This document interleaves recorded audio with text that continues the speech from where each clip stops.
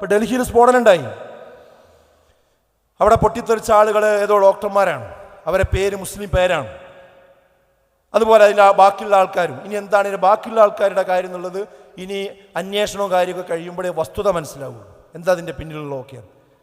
പക്ഷേ അത് വരുമ്പോഴേക്കെന്താ ഫേസ്ബുക്കിൽ ഓരോരുത്തർ വന്ന് പറയുകയാണ് ഇനി വൈറ്റ് കോളർ ടെററിസമാണിത്, ആ പേരുള്ളവരൊക്കെ പ്രശ്നക്കാരാണ്.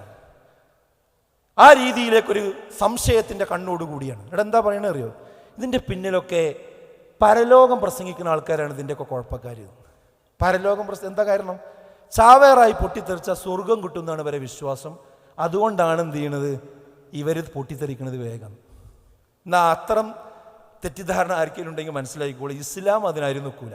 ഇസ്ലാമിൽ എന്താ കാഴ്ചപ്പാട്? ചാവേറായി മരിക്കുക, പൊട്ടിത്തെറിക്കാരന ആത്മഹത്യ എന്നുള്ളതാണ്. ആത്മഹത്യൻ്റെ വിധി എന്താ അറിയോ? റസൂലുള്ളാഹി സ്വല്ലല്ലാഹു അലൈഹി വസല്ലം പറഞ്ഞത്, ആത്മഹത്യ ചെയ്ത വ്യക്തി നാളെ നരകത്തിലാണ്. നരകത്തിലാന്ന് മാത്രമല്ല, ഒരു മലയുടെ മുകളിൽ നിന്ന് ചാടിക്കൊണ്ടാണ് ആത്മഹത്യ ചെയ്തതെങ്കിൽ അയാൾ നരകത്തിൽ ഇങ്ങനെ ചാടിക്കൊണ്ടേയിരിക്കും.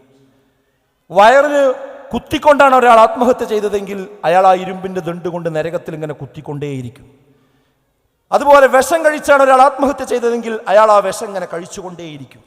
ഇത്രക്ക് ഗൗരവമാണെന്ത് ആത്മഹത്യ. പല ആളുകളും ഫൈനൽ എക്സിറ്റ് എന്നാണ് അതിന് പേര് കൊടുക്കാറുള്ളത്. ഇസ്ലാം പറയുന്നത് ആത്മഹത്യ ഫൈനൽ എക്സിറ്റ് അല്ല, അത് യഥാർത്ഥ ജീവിതത്തിലേക്കുള്ള ഫസ്റ്റ് എൻട്രൻസ് ആണ്. മരണം എന്ന് പറയുന്നത് ഫസ്റ്റ് എൻട്രൻസ് ആണ്. അഥവാ ഇവിടെ എന്തെങ്കിലും ചെയ്താൽ അതിന് ഉത്തരം നാളെ പരലോകത്ത് പറയേണ്ടി വരും. ഈ ബോധമുള്ള ഒരാളെ എങ്ങനെ നിരപരാധികൾക്ക് നടുവിൽ പോയി പൊട്ടിച്ചാറുക? അതൊക്കെ ഇസ്ലാം പേരുകൾ മാത്രമേ ഉള്ളൂ.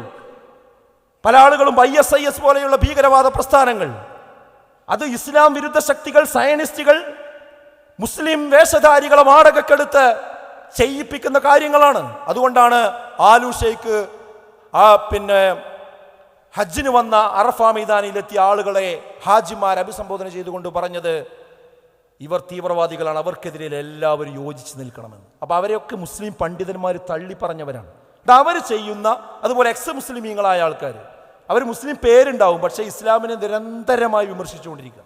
അവരാണ് ഇതിൻ്റെ മെഗാഫോണുകളായി മാറിക്കൊണ്ട് അവർ പറയണത് അപ്പോൾ ഇനി മുസ്ലിങ്ങളായിട്ട് ഉള്ള എഞ്ചിനീയർമാരും ഡോക്ടർമാരും ഒക്കെ മോശക്കാരാണ്, അവരൊക്കെയാണ് ഇതിൻ്റെ ആൾക്കാർ. ആരാ മുസ്ലിം പേരുള്ള ആൾക്കാരെന്നെ പറയാം, അത് പറയിപ്പിക്കുക, അത് ശരിയാന്ന് വിചാരിക്കുക. തിരിച്ചറിയുക, ഇസ്ലാം സമാധാനമാണ്, നിർഭയത്വമാണ്. ഒരു കാരണവശാലും അത്തരം കാര്യങ്ങളിലേക്ക് പോകും.